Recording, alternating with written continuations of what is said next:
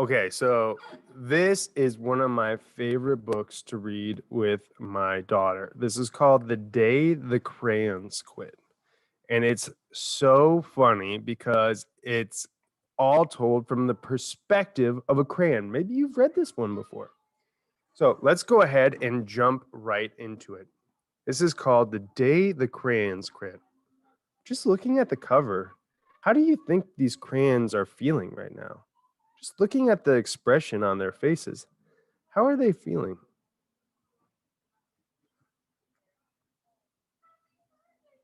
Yeah, I think they look a little perturbed, maybe a little upset. So let's read to find out why.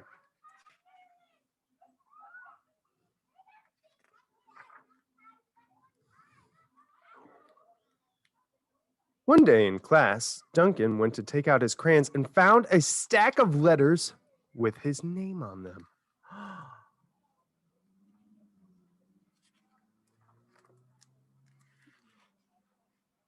Hey Duncan, it's me, Red Crayon. We need to talk.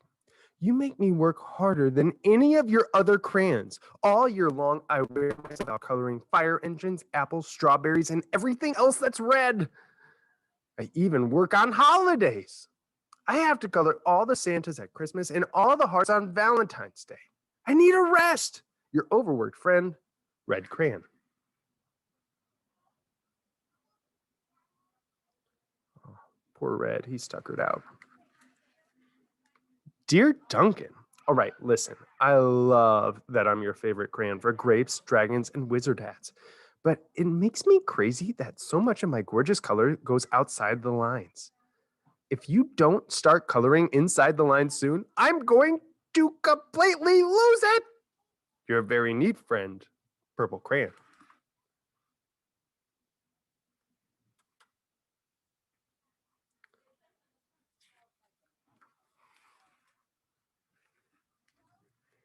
Dear Duncan, I'm tired of being called light brown or dark tan because I'm neither. I'm beige and I am proud. I'm also tired of being second place to Mr. Brown Crayon. It's not fair that Brown gets all the bears. The only things I get are turkey dinners if I'm lucky and wheat. And let's be honest, when was the last time you saw a kid excited about coloring wheat? Your beige friend, Beige Crayon. Oh, looks a little forlorn, huh?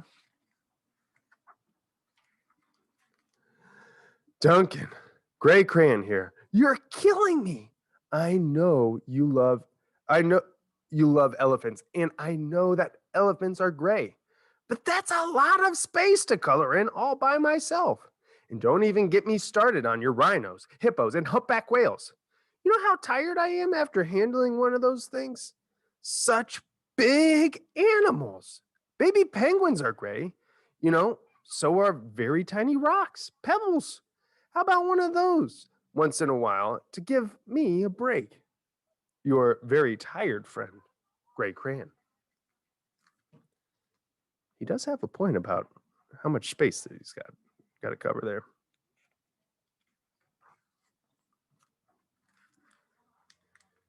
Dear Duncan, you colored me but with me, but why? Most of the time, I'm the same color as the page you are using me on. White.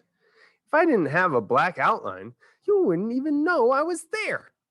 I'm not even in the rainbow. I'm only used to color snow or fill in empty space between other things, and it leaves me feeling, well, empty. We need to talk. Your empty friend, White Crayon. White Cat in the Snow by Duncan.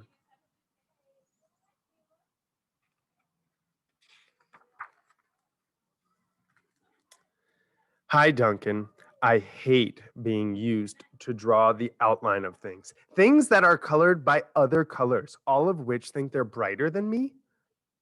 It's not fair when you use me to draw a nice beach ball and then fill in the colors of the ball with all the other crayons.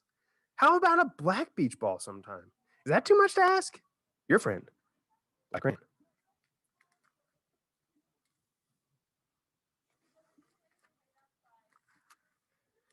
Dear Duncan, as Green Crayon, I am writing for two reasons. One is to say I like my work. Loads of crocodiles, trees, dinosaurs, and frogs. I have no problems and wish to congratulate you on a very successful coloring things green career so far.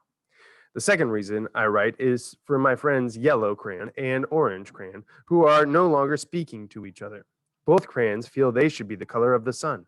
Please settle this soon because they are driving the rest of us crazy. Your happy friend, Green Crayon. Oh.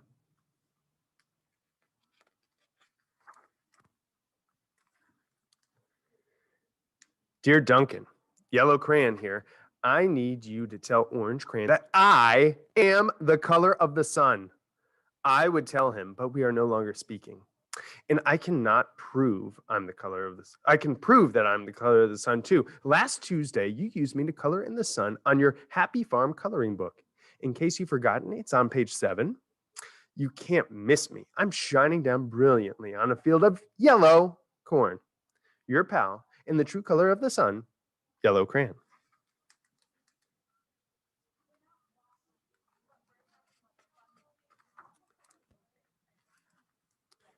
Dear Duncan, I see Yellow Crayon already talked to you, the big whiner. Anyway, could you please tell Mr. Tattletale that he is not the color of the sun? I would, but we are no longer speaking.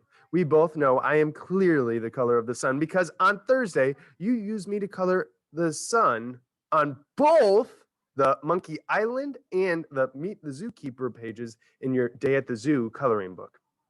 Aren't you glad I'm here? Ha! Your pal in the real color of the sun, Orange Crayon. He did use orange there.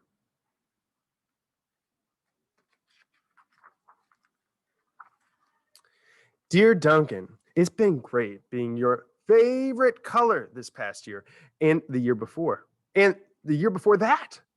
I have really enjoyed all these oceans, lakes, rivers, raindrops, rain clouds, and clear skies. But the bad news is that I am so short and stubby, I can't even see over the box or the railing in the crayon box anymore. I need a break. Your very stubby friend, Blue Crayon.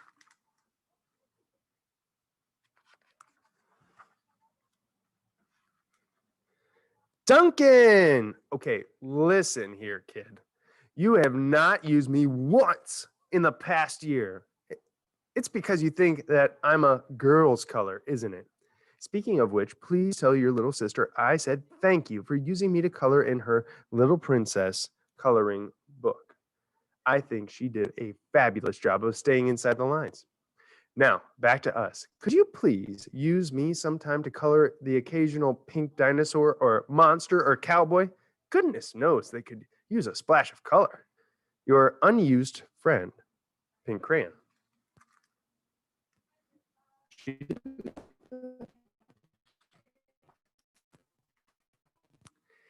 Hey, Duncan, it's me, Peach Crayon. Why did you peel off my paper wrapping? Now I'm naked and too embarrassed to leave the crayon box. I don't even have any underwear. How would you like to go to school naked? I need some clothes. Help! Your naked friend, Peach Crayon. Oh, poor Peach.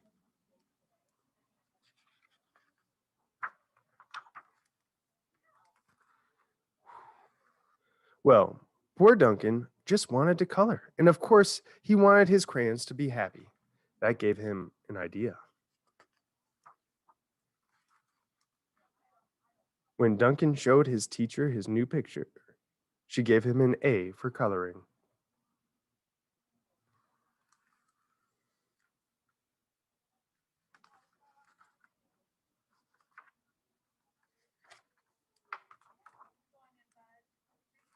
And an A plus for creativity.